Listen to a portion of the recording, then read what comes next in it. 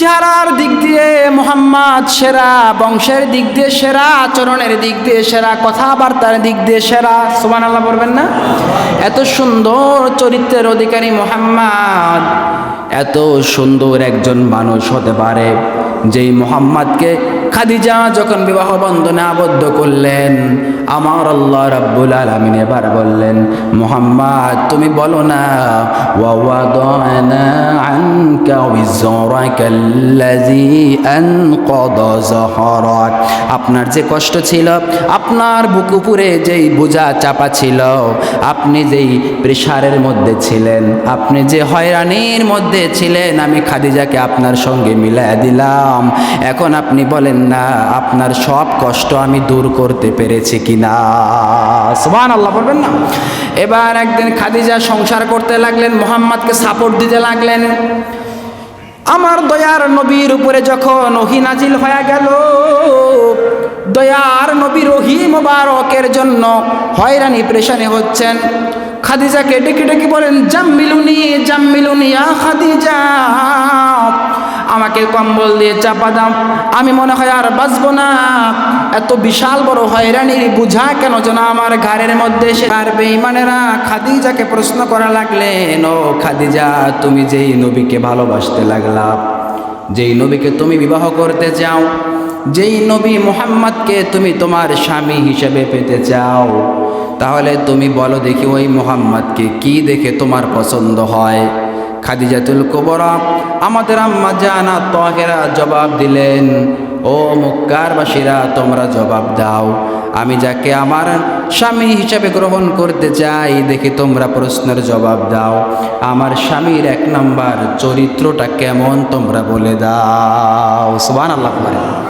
সবাই এক বাক্যে বলতে লাগলেন, ও খাদিজা তুমি যাকে স্বামী হিসেবে গ্রহণ করতে চাও মুহাম্মাদের, তার চরিত্র অনেক নমনীয়, যিনি নম্র ভদ্র, যার সাথে তুলনা করার জন্য আমাদের মক্কায় অন্য কাউকে আমরা দেখি না, যিনি আনপ্যারাল চরিত্রের অধিকারী, যার মতো এত সুন্দর চরিত্রের অধিকারী মক্কায় আর কেউ নাই। সুবহানাল্লাহ বলবেন না? রব্বুল আলামিন তার চরিত্র সম্পর্কে নিজেই তো বলে দিয়েছেন, ওয়া ইন্নাকা লাআলা খুলুকিন আযীম, আমি আমার নবীকে মহান চরিত্রের অধিকারী করে দিলাম। খাদিজাকে যখন সবাই জবাব দিলেন চরিত্রের কোনো তুলনা হয় না, এবার খাদিজাকে আবার প্রশ্ন করা হলো, খাদিজা তুমি আর কি দেখে তাকে স্বামী হিসেবে গ্রহণ করতে চাও? খাদিজা বলেন, তোমরা বলো দেখি তোমাদের কি অভিযোগ আছে, তোমরা অবশ্যই অভিযোগ করবা, মুহাম্মাদের কেউ নাই, তিনি এতিম, তিনি মিসকিন। এখন তোমরা আমাকে জবাব দাও, মুহাম্মাদের চরিত্র যদি এত সুন্দর হয়, দ্বিতীয়ত মুহাম্মদ দেখতে কেমন? সবাই এক বাক্যে জবাব দেয়, যার চেহারা এত সুন্দর চেহারা পৃথিবীতে দ্বিতীয়তম, এত সুন্দর চেহারার অধিকারী আমার আল্লাহ রাব্বুল আলামিন আর কাউকে করেন নাই। সুবহানাল্লাহ পড়েন। আপনারা জানেন নবীদের মধ্যে ইউসুফ নবীর চেহারা অনেক সুন্দর ছিল, কিন্তু ইউসুফ আলাইহিস সালাতু ওয়াস সালামকে এত সুন্দর চেহারা দেখে তৎকালীন সময়ে মিশরের নারীরা তার চেহারা দেখে ফল কাটতে গিয়ে হাতের আঙ্গুলে কেটে ফেলেছিল। আমাদের আম্মা জান হযরত আয়েশা সিদ্দিকা রাদিয়াল্লাহু তাআলা আনহা বলেন, তৎকালীন সময়ের প্রত্যেকটা মহিলা যদি আমার দয়ার নবীর চেহারা মোবারক দেখত, ওই স্টেজে যদি আমার নবী দাঁড়িয়ে থাকতেন, একটা বার হেঁটে যেতেন, তৎকালীন সময়ের সব মহিলারা তাদের আঙ্গুল নয় আমার নবীকে পাবার জন্য সেই চাকু দিয়ে ছুরি দিয়ে তাদের অন্তরটা দ্বিখণ্ডিত করে ফেলতো। সুবহানাল্লাহ পড়েন। তাহলে কত সুন্দর ছিল। এবার খাদিজা ডেকে ডেকে বলে, ও মক্কাবাসীরা তোমরা বলো না যেই মুহাম্মাদের চেহারাটা এত সুন্দর, সেই চেহারাটাকে এমন কোনো মহিলা নাই যে তার স্বামী হিসাবে পেতে চায় না।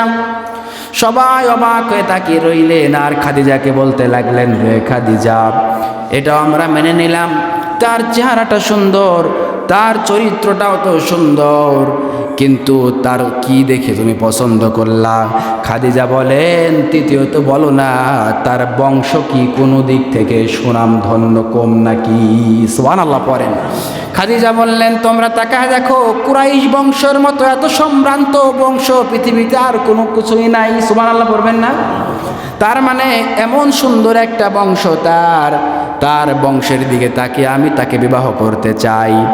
মুহাম্মাদের আচরণ দেখে আমি তাকে বিবাহ করতে চাই, চেহারাটাকে দেখে আমি তাকে বিবাহ করতে চাই। কিন্তু তোমরা অবজেকশন করছো, মুহাম্মাদের কোনো সন্তান, মুহাম্মাদের কোনো টাকা পয়সা নাই, ধন দৌলত কিচ্ছু নাই। আমি খাদিজা, আমাকে আল্লাহ পাক অঢেল সম্পদের মালিক বানিয়ে দিয়েছেন। এত সুন্দর চেহারা, এত সুন্দর আচরণ, এত সুন্দর কথাবার্তা, এত সুন্দর একটা সম্ভ্রান্ত বংশের ছেলে যিনি হলেন মুহাম্মদ। মুহাম্মাদের কেউ নাই, টাকা নাই, পয়সা নাই, সম্পদ নাই, আর আমার খাদিজার এত টাকা সম্পদ আছে। আমি আমার খাদিজার সব সম্পদ মুহাম্মাদের নামে লিপিবদ্ধ করে দিলাম। এখন তোমরা হিসাব মেলায় দেখো, পৃথিবীর জমিনে মুহাম্মাদের মতো এত সুন্দর, এত বড় লোক, এত ধনাঢ্যবান ব্যক্তি পৃথিবীতে আর দ্বিতীয় কেউ নাই। সুবহানাল্লাহ বলেন। আমি কে মুহাম্মাদকে বিবাহ করে নিলাম। এখন সবাই নীরব হয়ে গেল। সত্যি তো হয়ে গেল তাই। চেহারার দিক দিয়ে মুহাম্মদ সেরা, বংশের দিক দিয়ে সেরা, আচরণের দিক দিয়ে সেরা, কথাবার্তার দিক দিয়ে সেরা। সুবহানাল্লাহ বলবেন না?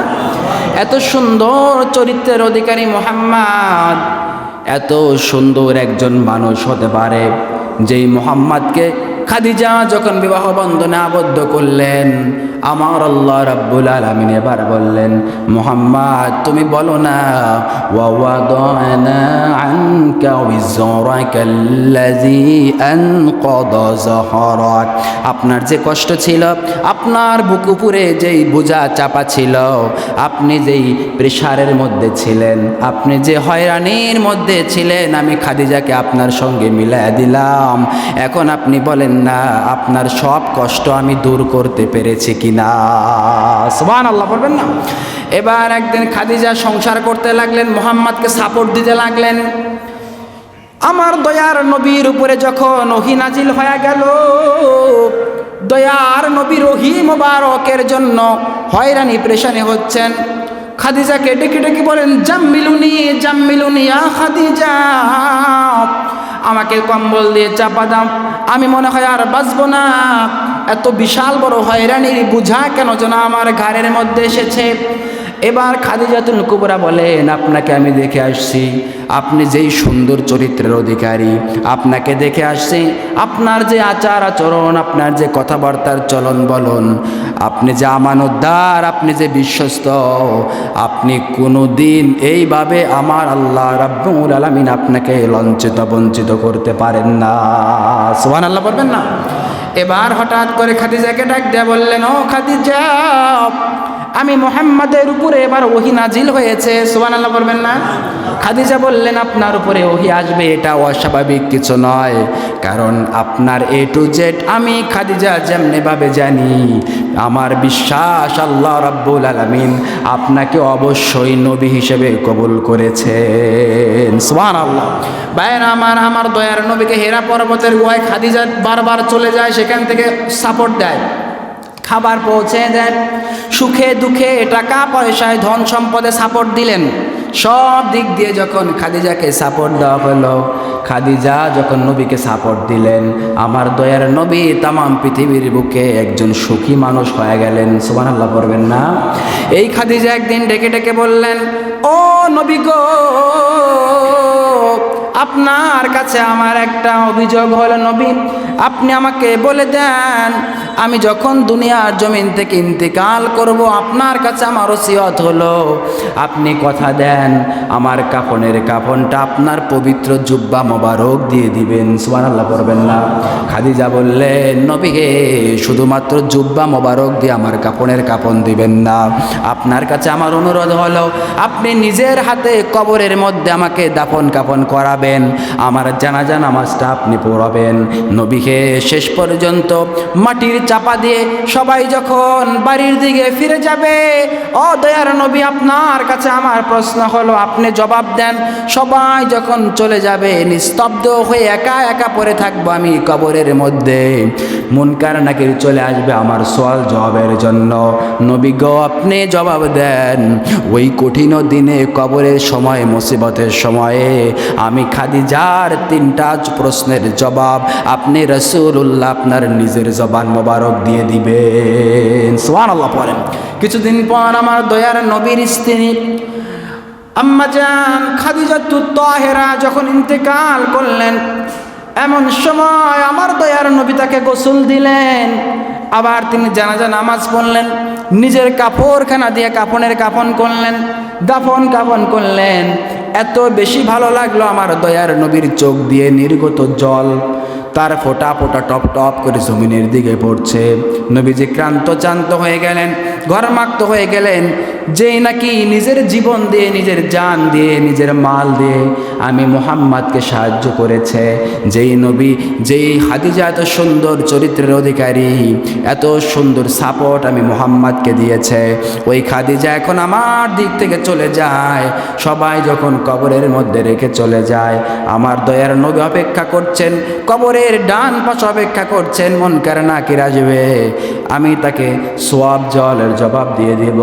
এমন সময় জিবরাইল এসে ডাক দিয়া বলেন, ও মুহাম্মদ আপনি কেন এখানে অপেক্ষা করেন? মুহাম্মদ বলেন, আমি আমার জীবনের প্রায় প্রিয়তম স্ত্রীর জন্য অপেক্ষা করছি, কখন মুনকার নাকির আসবে, কখন তার জন্য আমার প্রশ্নের জবাব দিতে হবে, আমি অপেক্ষমান হয়ে আছি।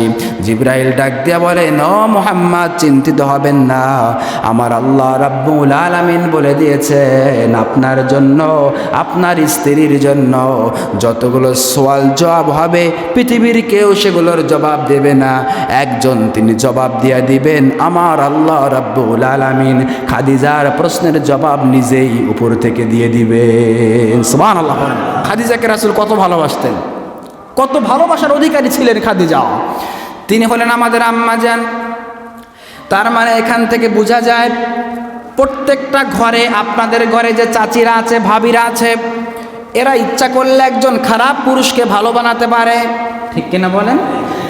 কোনো মহিলা ইচ্ছা করলে কোনো খারাপ স্বামীকে ভালো বানাতে পারে, আবার কোনো স্বামী ইচ্ছা করলে কোনো খারাপ স্ত্রীকে ভালো বানাতে পারে।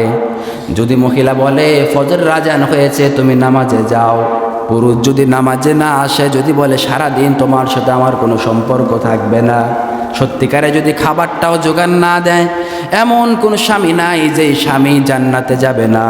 আবার প্রত্যেকটা স্বামী যদি মসজিদে আসার সময় তার স্ত্রীকে বলে আমি মসজিদ থেকে এসে যদি দেখি তুমি কোরআন পড়ছো, তাহলে তোমার সাথে সারাদিন আমার সম্পর্ক ভালো থাকবে।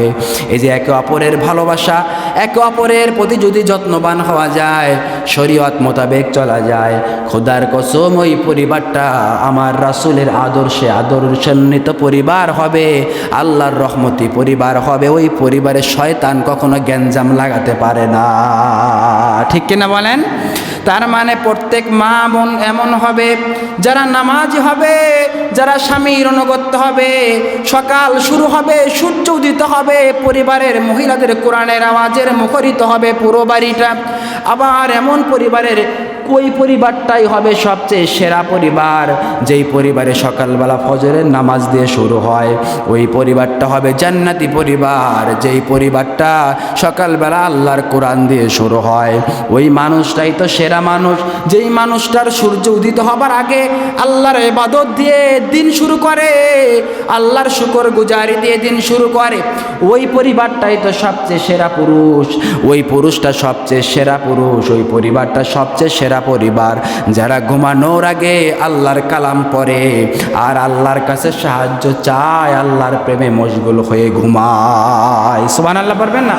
এজন্য রাসূল বলেছেন মানুষজন 4টা জিনিস দেখে বিবাহ করে। কয়টা জিনিস? আপনারাও বিবাহ আপনাদের সন্তানদেরকে যখন করাবেন, যুবক ভাইরা যখন করবেন, আপনারা 4টা জিনিস দেখবেন। কয়টা জিনিস? জোরে কোন? বিবাহর জন্য 4টা জিনিস দেখা জরুরি। 1 নাম্বার মনে রাখবেন, ওয়ালি দীনিহা, দিন, যে মহিলার দিন আছে তার সব আছে। 2 নাম্বার ওয়ালি জামালিহা, তার সৌন্দর্য। 3 নাম্বার ওয়ালি নাসাবিহা, তার বংশবনিয়ত। আর 4 নাম্বার ওয়ালি মালিহা, তার ধন সম্পদ। তার মানে 1 নাম্বার ওই মহিলার দিন আছে না নাই, এবার ওই মহিলার মধ্যে যদি দিন থাকে আপনার পরিবার শান্তি হয়ে যাবে। যেই মহিলার মধ্যে দিন নাই ওই মহিলার সঙ্গে সংসার করে আপনি সারা জীবন তৃপ্তি পাবেন না। দিনযুক্ত মহিলাকে বিবাহ করবেন, দেখবেন আমার আল্লাহ রব্বুল আলামিন আপনাদের উভয়ের দাম্পত্য জীবনে শান্তির ফয়সালা করে দিবেন। সুবহানাল্লাহ পড়েন। এজন্য দিনদার মহিলা বিবাহ করবেন। সবাইকে কোরআনের জন্য মক্তবে পাঠাবেন। আপনাদের সন্তান সন্ততি নাতি নতকুর যারা আছে এদেরকে দিন শিখাবেন। আপনি ডাক্তার, MBBS, আপনি অফিসার, ম্যাজিস্ট্রেট, হানতান যা বানান না কেন, ইট ডাজন্ট ম্যাটার, বাট আপনি সর্বপ্রথম অ্যাট ফার্স্ট আপনি যে টিচ দিবেন, যে শিক্ষা দিবেন, সেটা হচ্ছে দিন ইসলামের শিক্ষা। কোরআন পড়া শিখাবেন, নামাজের কথা বলা শিখাবেন। যেই ডাক্তার নামাজি হয় সেই ডাক্তারের মতো উত্তম ডাক্তার আর পৃথিবীতে দ্বিতীয় কেউ নাই। যে অফিসার নামাজের সময় নামাজ পড়ে, অফিস টাইমে অফিস করে, তার মতো সবচেয়ে উৎকৃষ্ট মানের অফিসার এই পৃথিবীতে আর দ্বিতীয় কেউ নাই। যেই ইঞ্জিনিয়ার নামাজের সময় নামাজ পড়ে, তার ইঞ্জিনিয়ারিং কাজ করে, এরপরে তার মতো এত ভাগ্যবান সুন্দর আচরণকারী ইঞ্জিনিয়ার পৃথিবীতে আর কেউ নাই। এজন্য প্রত্যেকটা কর্মেই পৃথিবীতে আমার জানা মতে এমন কোনো কর্ম নাই যেই কর্মে আপনাকে নামাজের জন্য বিরতি দেওয়া হয় না। প্রত্যেকটা কর্মে আপনার নামাজের বিরতি আছে না নাই, জোরে বলেন ভাইরা আমার। দ্বিতীয়ত আপনি দেখবেন ওয়ালি জামাল, ইহা সৌন্দর্য, আউট অফ বিউটি নেয়। মানে আমার যুবক ভাইয়েরা আর আপনারা যারা ছেলেদেরকে বিবাহ করাবেন, দেখতে গেছেন মেয়ে, উপরে দেখলেন সুন্দর দেখা যায়, চকচকা উপরের চামড়া, একটা কথা আছে, চকচক করলেই সোনা হয় না। আপনি উপরের চামড়া দেখে চকচকে সুন্দর দেখলেন আর আপনার ছেলের বউ বানিয়ে নিয়ে এলেন, 3 দিন পরে দেখবেন উদাও, ডিভোর্স লেটার পাঠিয়ে দিয়ে ও চলে গেছে আর এক পুরুষের সাথে। এজন্য আউট অফ বিউটি নয়, আপনি আপনার সন্তানকে, আপনার নাতিকে, যুবক ভাইরা যারা বিবাহ করবেন যে মেয়েকে, এটা হবে ইনার অফ বিউটি, মানে ভিতরের সৌন্দর্য। ইনার বিউটি দেখে বিবাহ করবেন, ভিতরের যা সৌন্দর্য তার পুরো দেহটাই সৌন্দর্য। সুবহানাল্লাহ পড়বেন না। আর 3 নাম্বার ওয়ালি নাসাবিহা, যার উত্তরাধিকারী, যার মা বাবা ভালো। মনে রাখবেন গাছের পরিচয় তার ফল দ্বারা। যদি যে মেয়ের, যে ছেলের বাবা ভালো হয়, বুঝবেন এই ছেলে এই মেয়ে অত্যন্ত ভালো। যার মা বাবা খারাপ হয় এর সন্তান অতটা ভালো হয় না। তবে 2-1টা এদিক সেদিক হতে পারে, গোবরের মধ্যে পদ্ম ফুল ফোটে না মাঝে মাঝে, এটা হতে পারে। যেই পরিবারটা সুদ খায় দেখবেন ওর সন্তানাদি ভবিষ্যতে সুদ খাবে। যে ঘুষ খায় ওর বাবার কাছ থেকে ঘুষ শিখবে, পরবর্তীতে সে ঘুষ খাবে। যেই মা বাবা জিনাখোর, পরকিয়া করে, দেখবেন তার ছেলে মেয়ে ভবিষ্যতে তার থেকে এটাই শিখবে, পরকিয়া করবে, জিনা করবে। বিভিন্ন পাপাচারে যে মা বাবা লিপ্ত, তার সন্তানাদিও সেই রকমভাবে তার সেই পাপাচারে লিপ্ত হওয়ার আশঙ্কা থাকে। এটাই আল্লাহ রাসূলের হাদিস বলছে। এরপরে রাসূল বলেন ওয়ালি মালিহা, তার ধন সম্পদ আছে। এখন ধন সম্পদ খালি আপনি দেখতে পারেন সম্পদ আছে প্রচুর পরিমাণ, যে দেখলেন বড় বড় বিল্ডিং, দালান কোঠা, এইটা দেখে আপনি পাগল হবেন না। সম্পদ বলা হয় তার দেহের যে একটা সম্পদ আছে, এই দেহের সম্পদটাকে সে নষ্ট করে নাই, পরপুরুষের সঙ্গে জিনায় লিপ্ত হয় নাই, তার ভার্জিনিটি নষ্ট করে নাই, তার নিজের ব্যক্তিত্ব বোধকে সমাজের মধ্যে টিকিয়ে রেখেছে। এই হলো সবচেয়ে বড় সুপুরুষ এবং সুমহিলা। সুবহানাল্লাহ করবেন না। এটা আপনারা দেখবেন। শুধু দালান কোটা, বিল্ডিং 2 তলা 5 তলা 10 তলা দেখে পাগল হবেন না। কারণ অনেক সময় আপনি খেয়াল করে দেখেন অধিকাংশই বিল্ডিংয়ের মধ্যে শান্তি নাই। বুঝতে পারছেন? অধিকাংশই, 2-1টা ভালো আছে, অধিকাংশ এসির নিচে শান্তি নাই। আপনারা বিশেষ করে সোশ্যাল মিডিয়ায় দেখেন না, নায়িকা নায়ক, গায়ক গায়িকা, নায়ক নায়িকা, গায়ক গায়িকা, বাংলাদেশে নয় তামাম বিশ্বে যারা আছে, ফেসবুকে, ইউটিউবে, ইনস্টাগ্রামে, সোশ্যাল মিডিয়াতে যারা বলে আমরা শান্তিতে আছি, অনেক হ্যাপি আছি, কিন্তু আসলে প্রকৃতপক্ষে ওদের ভিতরে খবর নিয়ে দেখেন একজন শান্তিতে নাই। কারণ কি জানেন? কারণ একজনকে আমরা দেখতে পাই, একজনের 1টা 2টা 3টা 4টা 5টা 7টা পর্যন্ত বিবাহ হয়, এরকম নায়ক নায়িকা, গায়ক গায়িকা আছে না নাই, জোরে বলেন। সুতরাং এই আপনারা শুধুমাত্র দালান কোঠা, টাকা পয়সা, ঘর বাড়ি, বিল্ডিং, গাড়ি বাড়ি দেখলেই পাগল হবেন না। এদের মধ্যে শান্তি নাও থাকতে পারে। একমাত্র শান্তি হচ্ছে আল্লাহর কুরআন যাদের মধ্যে আছে, দ্বীন ইসলাম যাদের কলিজার মধ্যে আছে, আল্লাহর প্রেম, রাসূলের প্রেম, শরীয়ত যাদের মধ্যে আছে, এরাই কেবলমাত্র আল্লাহর আরশের নিচে জমিনের উপরে শান্তিতে অবস্থান করছে। ঠিক কিনা জোরে বলে। এজন্য ভাইরা খাদিজা রাদিয়াল্লাহু তাআলা আনহা এত সুন্দরী একজন রমণী ছিলেন। যেই রমণী আমার রাসূলকে প্রকৃতপক্ষে ভালোবেসেছেন, রাসূলকে মহব্বত করেছেন, রাসূলের প্রেম বন্ধন খাদিজা রাদিয়াল্লাহু তাআলার মাঝে বেশি ছিল। সুবহানাল্লাহ পড়বেন না? এজন্যই তো আল্লাহ পাক খাদিজাকে পৃথিবীর সেরা মহিলা বলে আখ্যায়িত করেছেন। সুবহানাল্লাহ পড়েন। শুধু তাই নয়, আল্লাহ পাক খাদিজাকে নিজেই সালাম জানিয়েছেন।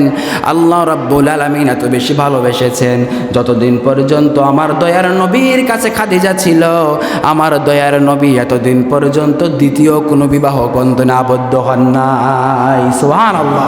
এজন্য নবীকে বলা হয়েছে তোমার নবী হচ্ছে তোমার জীবনের একজন মডেল, তোমার অনুসরণকারী হবে একজন নবী, আর তিনি হলেন মুহাম্মদুর রাসূল সাল্লাল্লাহু আলাইহি ওয়াসাল্লাম। রাব্বুল আলামিন বলেন, লাকাদ কানা লাকুম ফি রাসূলিল্লাহি উসওয়াতুন হাসানা। তোমাদের জন্য আমি যেই মুহাম্মদকে তোমাদের জন্য পাঠাইলাম, তিনি একমাত্র তোমাদের জন্য মডেল, তোমাদের জন্য উসওয়াতুন হাসানা, সর্বোচ্চ সর্বশ্রেষ্ঠের একজন জীবনের আদর্শবান করে তোমাদের মাঝে প্রেরণ করেছি। সুবহানাল্লাহ পড়েন। তিনি আমাদের আদর্শবান, তিনি আমাদের লিডার, আমাদের নেতা, আমাদের reformer of the society of the world. পৃথিবীর কেবলমাত্র আমাদের সমাজকে যিনি আলোকিত করে দিয়েছেন। সুবহানাল্লাহ পড়বেন না? ভাইরা আমার, শুধু তাই নয়, আল্লাহ পাক নবীকে বলে দিয়েছেন আমি আপনাকে প্রেরণ করলাম সাইয়্যিদুল আলামিন, প্রত্যেক জগৎ সমূহের সাইয়্যিদ মানে নেতা। জগতের আপনি যেখানে থাকুন না কেন, যদি মঙ্গল গ্রহেও থাকেন আপনার নেতা হবে মুহাম্মদ, আপনি যদি নেপচুনে থাকেন আপনার নেতা হবে মুহাম্মদ, আপনি যদি মিল্কওয়ে থাকেন আপনার নেতা হবে মুহাম্মদ, আপনি যদি গ্যালাক্সিতে থাকেন আপনার নেতা হবে মুহাম্মদ। ভূমণ্ডল নবমণ্ডল আকাশ বাতাসের মুখরিত হচ্ছে, আপনি যেই প্রান্তে যেই গ্রহ উপগ্রহে অবস্থান করুন না কেন, আপনি যেই প্রান্তে থাকুন না কেন, আপনার আমার নেতা হবে একজন নবী, তিনি কেউ নয়, তিনি হলেন রহমাতুল লিল আলামিন। সুবহানাল্লাহ পড়েন। এজন্য আপনার নবী আমার নবী আমাদের সব জায়গায় আদর্শবান। সুবহানাল্লাহ পড়বেন না? শুধু তাই নয়, আমার দয়ার নবীকে আল্লাহ পাক বলেন সাইয়্যিদাল বাশার, নবীকে বানিয়েছেন প্রত্যেকটা মানুষের জন্য নেতা। সুবহানাল্লাহ পড়বেন না? এখন আপনারা বলেন আমাদের নেতাকে মুহাম্মাদুর রাসূলুল্লাহ। আপনি দুনিয়ায় বিভিন্ন নেতা বানাবেন, আপনার এই নেতার পিছনে স্লোগান দিবেন আমার ভাই, তোমার ভাই যোগ্য নেতা অমক ভাই, কিন্তু আপনার এই ভাই বলে সোয়াব কি হবে? হবে না।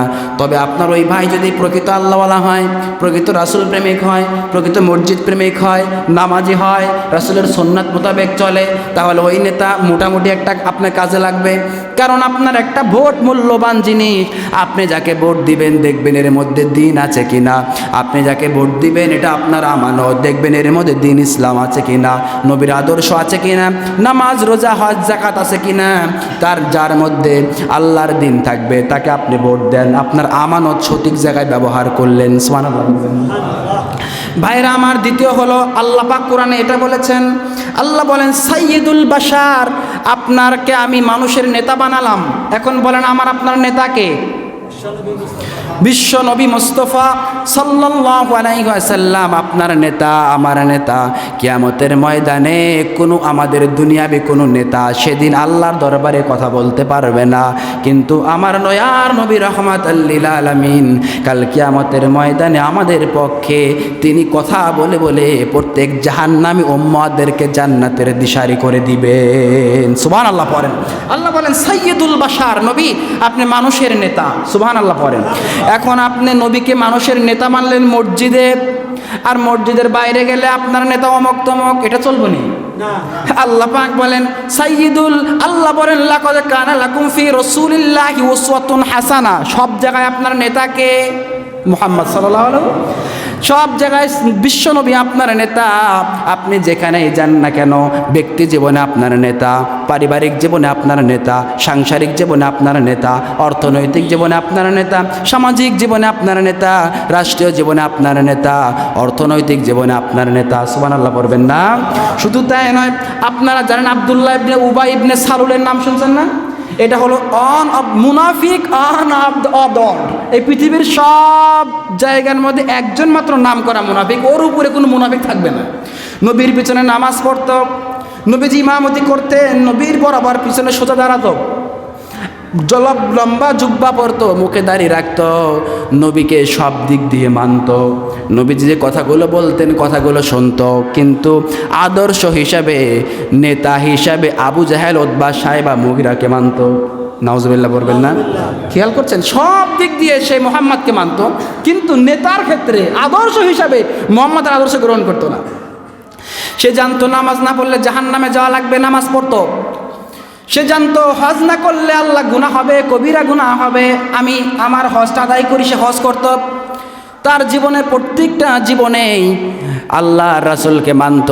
কিন্তু যখন আদর্শের ক্ষেত্রে আসতো, নেতা জীবনে আসতো, ব্যক্তি জীবন, এই ব্যক্তি জীবনে সে নবীকে আদর্শ হিসেবে মানত না। ভাইরা আমার, কেমনে মানত না? সে যখন ইন্তেকাল করলো, আমার দয়ার নবীর পিছনে নামাজ পড়তো, বাইরে গিয়ে নবীর বিরুদ্ধে গীবত করতো। নাউজুবিল্লাহ বলবেন না? মানুষের মাঝে বলতো, আমাকে মুহাম্মদ যেইভাবে নামাজ পড়ায়, আমাকে মুহাম্মদ কিন্তু সুবিধাবাদ, জিন্দাবাদ, নবী কিন্তু ভালো না। নাউজুবিল্লাহ বলবেন না? বাজারে, রাস্তাঘাটে, বিভিন্ন জায়গায় মুহাম্মাদের নামে গীবত করতো। মুহাম্মদকে এক কথাই দেখতে পারতো না, ভালো সম্পর্ক রাখতো না, কিন্তু নামাজ পড়তো। এই নামাজ পড়ার পর একদিন যখন তিনি মারা গেলেন, এবার দয়ার নবীর কাছে খবর নিয়ে আসলো তার সন্তান আব্দুল্লাহ। আব্দুল্লাহ এসে ডাক দেয়া কয়, ও মুহাম্মদ নবী হে, আপনার পিছনে তো আমার বাবা নামাজ পড়তো, কোনো দিন কোনো নামাজ কাজা করে নাই, আমার বাবা মরে গেছে, বলে গেছেন আপনি নিজের জুব্বা মোবারক দিয়া কাফনের কাফন করবেন। শুধু তাই নয়, আপনি নিজের হাতে জানাজা দিবেন, আপনি নিজে কবরে নামাবেন, আমার বাবার এটা ওসিয়াত। ও নবী গো, আমি আব্দুল্লাহ, আমার বাবা মরে গেছে, আপনার কাছে এসেছি, চলেন না আমার কাছে, একটু জানাজাটা আপনি একটু পড়ায়া দিবেন। নবীজি বড় দয়াবান ছিলেন, বের হয়ে গেলেন মসজিদ থেকে। সুবহানাল্লাহ পড়বেন না? নবীজি যখন বের হয়ে গেলেন, পিছন দিক দিয়ে হযরত উমর জামা টেনে ধরলেন, নবী হে, আপনার বিরুদ্ধে কথা বলেছে এই মুনাফিক, আপনাকে ভালো দেখতে পারে না, আপনার চোখে আপনি এত দোয়া করেছেন তার জন্য, কিন্তু তার চোখে আপনি এতটা খারাপ ছিলেন, আপনাকে সে দেখতে পারে নাই। ও মুহাম্মাদুর রাসূল সাল্লাল্লাহু আলাইহি সাল্লাম, আমি ওমর আপনাকে বাধা প্রদান করছি, না না না, আপনি যাবেন না, তার জানাজায় শরীক হবেন। কিন্তু ওমর রাদিয়াল্লাহু তাআলার কাছ থেকে দয়ার নবী একটা জোর মেরে যখন ছুটে যাচ্ছেন, জানাজার যখন নামাজ পড়াবেন, এমন সময় দাফন শেষ করা হলো, নবীর জুব্বা মোবারক দিয়ে জানাজা পড়ানো হলো। জানাজা শেষ হয়ে গেল, যখন দোয়া করবেন, আমার দয়ার নবীর কাছে ওহী প্রেরণ হয়ে গেল। জিবরাইল চলে আসলেন, নবীকে বলা হলো, ইস্তাগফির লাহুম আও লা তাস্তাগফির লাহুম, ইন তাস্তাগফির লাহুম সাবঈনা মাররা। ও নবী গো, ওমর রাদিয়াল্লাহু তাআলা আপনাকে বাধা দেওয়ার পরেও উমরের বাধাকে আপনি উপেক্ষা করে আপনি মুনাফিকের জানাজায় কেন শরীক হতে গেলেন? আপনি বলেন তো, আল্লাহ পাক তো বলেছেন আপনি যদি ওই মুনাফিকের জন্য ক্ষমার আদেশ করেন আল্লাহর কাছে, 1000 বার যদি দোয়া করেন, আল্লাহ মাফ করবে না? নাউজুবিল্লাহ বলবেন না? চিন্তা করছেন যারা মুনাফিক আছেন ভাই, আল্লাহ পাক ওহী প্রেরণ করছেন সরাসরি, ইস্তাগফির লাহুম আও লা তাস্তাগফির লাহুম। এই দুনিয়ার জমিনে যারা মুনাফিক আছে, হুজুর কেন, আলেম কেন, বিশ্বের সর্বশ্রেষ্ঠ আল্লাহর ওলি পিশাব দিয়া দোয়া করলেও আল্লাহ কবুল করবে না। আল্লাহ বলেন, আও তাস্তাগফির লাহুম সাবঈনা মাররা। এইটুক বলে জিবরাইল থেমে আছে। নবীজি বলছেন, কেন তাকে ক্ষমা করা হবে না? জিবরাইল বলছেন, সাবঈনা মাররা, 70 বার যদি আপনি মুনাফিকের জন্য দোয়া করেন, আমার আল্লাহ রাব্বুল আলামিন তাকে ক্ষমা করবে না। নাউজুবিল্লাহ করবেন। এবার জিবরাইলকে আল্লাহ রাসূল বলেন, আমি 70 বার দোয়া করলে কবুল হবে না, আমি তো এমন দয়াবান, আমার ওই আব্দুল্লাহ ইবনে উবাইয়ের জন্য আমি 71 বার দোয়া করতে থাকবো। সুবহানাল্লাহ বলবেন না? নবীজি বলেন, আমি 71 বার দোয়া করুম। কতবার? জিবরাইল বললেন 70 বার করলে আল্লাহ মাফ করবেন না। এবার আল্লাহ রাসূল বলছেন, আমি 71 বার করুম। এটা তাফসীর পাবেন সূরা আলে ইমরানে। এবার জিবরাইল আবার বললেন ফালাইয়াগফিরাল্লাহু লাহুম, আপনি যদি 70 বার কেন 71 বার কেন, আপনি হাজার হাজার লক্ষ লক্ষ কোটি কোটি বার যদি মুনাফিকদের জন্য দোয়া করেন, যেই মুনাফিক আপনার পশ্চাতে আপনাকে গালি দিয়েছে, আপনার মা বাবা তুলে গালি দিয়েছে, আপনার গীবত করেছে, আপনার নিন্দা করেছে, আপনাকে বিভিন্ন অকট্য ভাষায় গালিগালাজ করেছে, নবীকে আপনি হাজার বার যদি তার জন্য দোয়া করেন, ফালাইয়াগফিরাল্লাহু লাহুম, আমার আল্লাহ রাব্বুল আলামিন কখনো কোশ্চিন কালেও তাকে ক্ষমা করবেন না। সুবহানাল্লাহ করবেন না? তার মানে আল্লাহ রাব্বুল আলামিন দয়ার নবীকে বললেন, যারা নবীর আদর্শ গ্রহণ করে না, যারা নবীর প্রেম ভালোবাসা তাদের অন্তরের মধ্যে নাই, যারা নবীর সুন্নাত মানে না, যারা নবীকে উসওয়াতুন হাসানা হিসেবে গ্রহণ করে না, আমার আল্লাহ রাব্বুল আলামিন ওই সমস্ত মানুষের জন্য লানত দিয়েছেন আর বলে দিয়েছেন ফালাইয়াগফিরাল্লাহ, আল্লাহ ওই সমস্ত মানুষদেরকে জীবনেও ক্ষমা করবেন না। এজন্য আল্লাহ বলেন লাকাদ কানা লাকুম ফি রাসূলিল্লাহি উসওয়াতুন হাসানা, আমি সবাইকে তোমাদের জন্য আমার দয়ার নবীকে মডেল হিসাবে প্রেরণ করলাম। সুবহানাল্লাহ পড়বেন না? নবীজি হচ্ছেন আমাদের আদর্শ। আপনার ব্যক্তি জীবনে আপনি কিভাবে চলবেন, নবীজি সেটা শিক্ষা দিয়েছেন। আপনার চুল কেমন হবে, আপনার চুল এক পাশে লম্বা হবে না, এক পাশে খাটো হবে না। নবীজি চুল রাখতেন 3 ভাবে, লিম্মা, জিম্মা, অফরা, এটাকে বলা হয়। কেউ বাবরি রাখতেন কাঁধ পর্যন্ত, কেউ কাঁধের উপরে লতি পর্যন্ত, কেউ করোনার উপরে পাক পর্যন্ত। তার মানে নবী চতুর্দিকে সমান চুল রাখতেন। অনেক যুবক ভাইয়েরা আছে এই দিক দিয়ে চুল নাই, কিন্তু দেখবেন সামনে বড় বড় ঘোড়ার লেজের মতো চুল আছে না নাই জোরে কা? এইরকম যুবক আমার নবীর আদর্শিত নয়। যদি ইন্তেকাল করে কবরে যান, নবী বলবেন এ তো আমার উম্মত নয়, কারণ আমার উম্মতের চুল আমার মতো হবে। সুবহানাল্লাহ পড়বেন না? এবার আপনার মুখের দাড়ি দরকার আছে না নাই জোরে কান? এটা অনেকে ধরা খেয়ে যাবেন। এজন্য নবীর মুখে যে দাড়ি ছিল, আপনার মুখে সেই দাড়ি যদি না থাকে, কবরের নবী আপনারা কেমনে চিনবে? আপনি হিন্দু না মুসলমান? খুব বড় টাফ ব্যাপার কিন্তু ভাই, এটা বলবো না আমি, আপনাদেরকে কষ্ট দেবো না, কিন্তু আপনি এটা বুঝে নেন। আপনাকে কিয়ামতের ময়দানে যদি নবীজি তাকায় দেখে এর মুখে দাঁড়িয়ে নয়, আমার উম্মত নাকি? কোনো হিন্দু তো আমার উম্মত নয়, খ্রিস্টান আমার উম্মত নয়, কিন্তু আমি দেখলাম মুসলমান তো আমার উম্মত হবে। নবী বলবেন এটা তো আমি চিনতে পারি না কি মুসলমান নাকি হিন্দু, বড় অবস্থা খারাপ। চিন্তা করেন, এইটা আপনার বিবেকের কাছে ছেড়ে দিলাম, এটা আপনি রাখেন। শুধু তা নয়, আপনার ব্যক্তি জীবন গেল, পারিবারিক জীবন। আপনার বউকে দিয়ে আপনি সারাদিন কষ্ট করান, একটু বাড়িতে আইসা জীবনে আপনার বউকে হেল্প করেন না, আইসাই ফান্দাফান্দি শুরু করে দেন, খারাপ ব্যবহার করেন। সাবধান।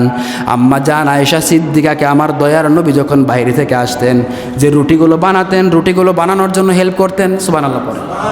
চুলায় বসে যেতেন, আয়েশাকে বলতেন আয়েশা তুমি একটু বিশ্রাম করো, আমি রুটি বানাই। সুবহানাল্লাহ করবেন না? নিজের হাতে সব প্লেটগুলো ধুইতেন। এরকম আদর্শবান আমরা হতে চাই, পারবেন না ইনশাআল্লাহ? মা বোনদেরকে হেল্প করবেন বাড়িতে, এটা নবীজির সুন্নাহ। এবার আসেন, আপনার ব্যক্তি জীবন গেল, পারিবারিক জীবন গেল, এরপরে আপনার আর একটা জীবন আছে, সেই জীবন হলো আপনার সামাজিক জীবন।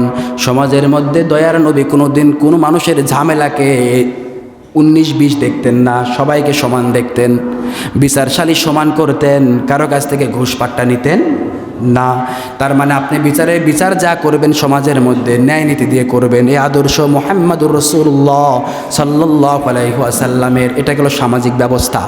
অর্থনৈতিক জীবন, আপনি সুদ খাবেন না, আপনি ঘুষ খাবেন না, আপনি অবৈধভাবে কারো টাকা, একটা টাকা মেরে খাবেন না, ওজনে কম দিবেন না, কাউকে ধোকা দেবেন না।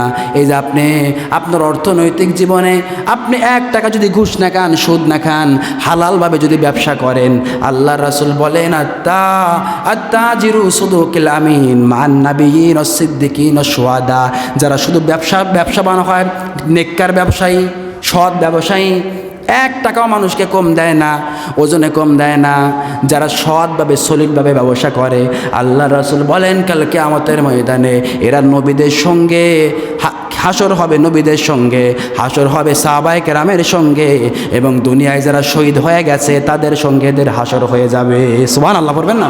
এজন্য ব্যবসা করবেন, সুদ খাবেন না। সুদ খাবেন ভাই? সুদ খাবেন না, এটা জঘন্যতম হারাম।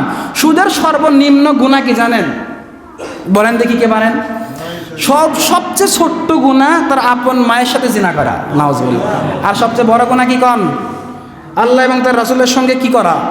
যুদ্ধের ঘোষণা দেওয়া এবং যুদ্ধে লিপ্ত হওয়া। আল্লাহ পাক আমাদেরকে সুদ থেকে হেফাজত করুন, পড়েন আমিন। অনেকে সুদ খান জানি, কিন্তু এটা ছেড়ে দেন। আপনার টাকা পয়সা আল্লাহ বহু দিচ্ছেন, আপনি আর কত এত টাকা দিয়ে কী করবেন? আপনি আজকে মরে গেলে তো সব শেষ। আপনি আজকে কবরে গেলে আগামীকালকে আপনার খরচের জন্য আমরা দোয়া করতে যাব। এই যে টাকা পয়সা আপনি এত জোগাড় করতেছেন, কি লাভ হবে বলেন? কোনো লাভ হবে না ভাই।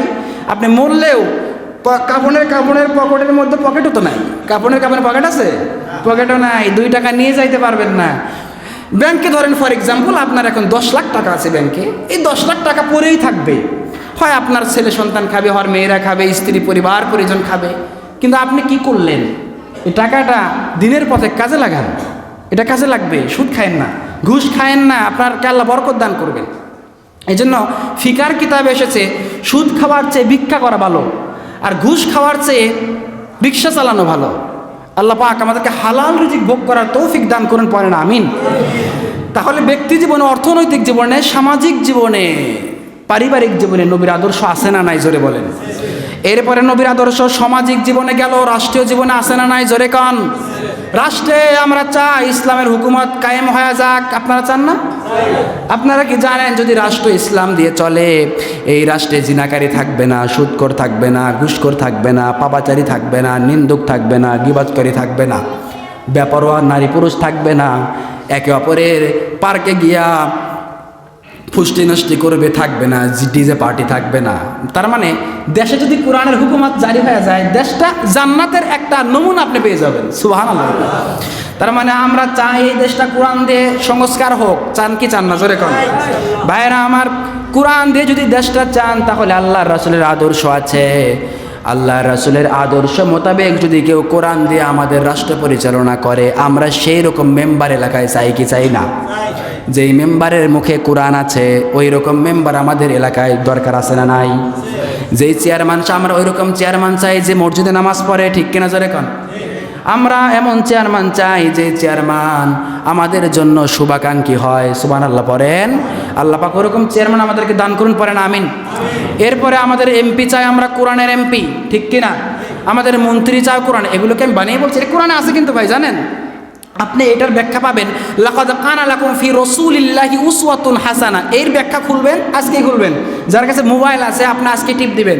ব্যক্তি জীবনে নবী, পারিবারিক জীবনে নবী, অর্থনৈতিক জীবনে, সামাজিক জীবনে, রাষ্ট্রীয় জীবন পর্যন্ত, A to Z আপনার মাথা থেকে পা পর্যন্ত নবীজির আদর্শ যদি আপনার মধ্যে থাকে, আপনি you are success both place, the day of judgement and this earth. এই পৃথিবীতে এবং কিয়ামতের ময়দানে সব জায়গায় আপনি সফল হবেন। সুবহানাল্লাহ বলবেন না? এজন্য আল্লাহ রাসূলের আদর্শ অনেক বিশাল, কারণ আল্লাহ রাব্বুল আলামিন তার নবীকে নিজেই সম্মানিত করেছেন। সুবহানাল্লাহ বলবেন না? কেমন সম্মানিত করেছেন জানেন?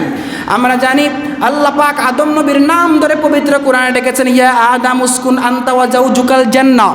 আল্লাহ পাক ইয়াহইয়ার নাম ধরে ডেকেছেন, ইয়া ইয়াহইয়া খুযিল কিতাবা বিকুওয়া, ইয়া নূহ ইহবিত বিসালামিন মিন্না ওয়া বারাকাত, ইয়া মূসা ইন্নানি আনাল্লাহ লা ইলাহা ইল্লা আনা ফা'বুদুনি ওয়া আকিমিস সালাতা লিযিকরি, ইয়া ইব্রাহিম ক্বাদ সাদ্দাকতার রুয়া, ইয়া ঈসা ইবনে মারইয়াম উযকুরু নি'মাতি আলাইকা। আল্লাহ প্রত্যেক নবীর নাম ধরে ধরে ডেকেছেন, কিন্তু আমার নবী, আপনার নবী রাহমাতাল লিল আলামিনের ক্ষেত্রে নবী নাম ধরে ডাকেন নাই। কোথাও বলেছেন ইয়া আইয়ুহাল মুজাম্মিল কুমিল লাইলা ইল্লা কলিলা, কোথাও ডেকেছেন ইয়া আইয়ুহাল মুদ্দাসসির, কোথাও ডেকেছেন তাহা, কোথাও বলেছেন ইয়াসিন, কোথাও বলেছেন ওমা মুহাম্মদ ইল্লা রসুল, আবার কোথাও ডেকেছেন মুহাম্মাদুর রাসূলুল্লাহ ওয়াল্লাযিনা মাআহু আশিদ্দাউ আলাল কুফফারি রুহামাউ বাইনাহুম, আবার কোথাও ডেকেছেন ইয়া আইয়ুহান নাবিয়্যু ইন্না আরসালনাকা শাহিদাও ওয়া মুবাশশিরাও ওয়া নাযীরা ওয়া দাঈয়ান ইলাল্লাহি বিইজনিহি ওয়া সিরাজাম মুনীরা। সুবহানাল্লাহ পড়েন। আল্লাহ পাক বলেন, ইজা যুকিরতু যুকিরতা মাই, নবী হে আমার নাম যেখানে আপনার নাম সেখানে। কালিমায় এক পাশে আমার নাম, এক পাশে আপনার নাম। জান্নাতের পিলারে এক পাশে আমার নাম আর এক পাশে আপনার নাম। সুবহানাল্লাহ পড়েন। ইকামতে নবী, আল্লাহর নামের পাশে নবীর নাম আছে না নাই? আজানে আছে না নাই? জোরে কোন আছে না নাই? তার মানে আল্লাহ পাক সুবহানাহু ওয়া তাআলা নবীকে যদি সম্মান দেয়, নবীকে যদি আমাদের আদর্শবান বানিয়ে দেন, নবীকে যদি আমাদের লিডার বানিয়ে দেন, নবীকে যদি আমাদের জন্য উসওয়াতুন হাসানা বানিয়ে দেন, আমরা সেই নবীর প্রেম ভালোবাসা আদর্শ গ্রহণ করতে রাজি আছি না নাই? তার মানে আল্লাহ পাক তার দয়ার নবীর আদর্শে যদি আমাদেরকে আদর্শিত হতে বলেছেন, এরপরে আল্লাহ রাব্বুল আলামিন সূরা ইনশিরা এরপরে বলেছেন ইন্না মাআল উসরি ইসরান, ইন্না মাআল উসরি ইসরা, ফাইযা ফারাগতা ফানসাব ওয়া ইলা রাব্বিকা ফারগাব। আল্লাহ পাক বলে ইন্না মাআল উসরি ইসরান, ইন্না মাআল উসরি ইসরা, কষ্টের সাথে স্বস্তি আছে। কষ্টের সাথে কি আছে ভাই? স্বস্তি আছে, মানে কষ্টের ফল আছে। আপনি যদি নামাজ পড়েন কিয়ামতে আপনি জান্নাত পাবেন। আপনি যদি চেষ্টা করেন, ভালো পড়াশোনা করেন, আপনি দেখবেন রেজাল্ট হবে A+। আপনি যদি মুত্তাকি হন, ফজর ওয়াক্তের নামাজে ঠান্ডা পানিতে ওযু করে মসজিদে আসেন, সারা দিন দেখবেন আল্লাহ রহমত দান করছেন, সুবহানাল্লাহ। এরপরে রমজান মাসে একটা মাস যদি আপনি রোজা রাখেন, আপনার অতীতের জীবনের সব গুনাহ মাফ করে দেওয়া হয়, সুবহানাল্লাহ জোরে কোন। তার মানে আল্লাহ বলেন ইন্না মাআল উসরি ইসরান, ইন্না মাআল উসরি ইসরা, যারা কষ্ট করবে এর ফল পাবে, সুবহানাল্লাহ। এজন্য যারা মেম্বার হবে তারা যদি সৎ পথে ভোট চায় তাহলে তারা পাবে না? পাবে না। চেয়ারম্যান সাহেব যদি আমাদের কাছে ভোট চায়, দোয়া চায়, আমরা দোয়া করলে চেয়ারম্যান হবে কি হবে না? এই জন্য এমপি সাহেব যদি চায় এমপি হবে। কিন্তু আল্লাহ সুবহানাহু ওয়া তাআলা এদের সবাইকেই একটা জিনিসের উপরে ডিপেন্ড করায় দেন, সেটা হচ্ছে ইন্না মাআল উসরি ইসরান, ইন্না মাআল উসরি ইসরা। যে যতটুকু চেষ্টা করে সে ততটুকু পায়, সুবহানাল্লাহ বলবেন না? কামা তাদি, আরবিতে প্রবাদ আছে, কামা তাদিনু তুদান। যে ব্যক্তি যেরকম চেষ্টা করবে সেরকম তার ভাগ্যে ওই রকম পারিশ্রমিক মিলবে, সুবহানাল্লাহ বলবেন না? এজন্য যার দায়িত্ব বেশি তার পারিশ্রমিক বেশি, ঠিক কিনা যারা? আপনারা যদি বেশি বেশি পড়াশোনা করেন দেখবেন রেজাল্ট আপনার রোল নাম্বার 1 হয়ে গেছে। এরপরে আপনি চাকরির জন্য বেশি পড়াশোনা করবেন, দেখবেন চাকরি হয়ে গেছে। এরপরে আপনি যে কোনো কাজ মনোযোগ দিয়ে করবেন, দেখবেন সেটা সফল হয়ে গেছে। আপনার অফিসে আপনি বেশি সময় দিচ্ছেন, আপনি বেশি বেতন পাচ্ছেন।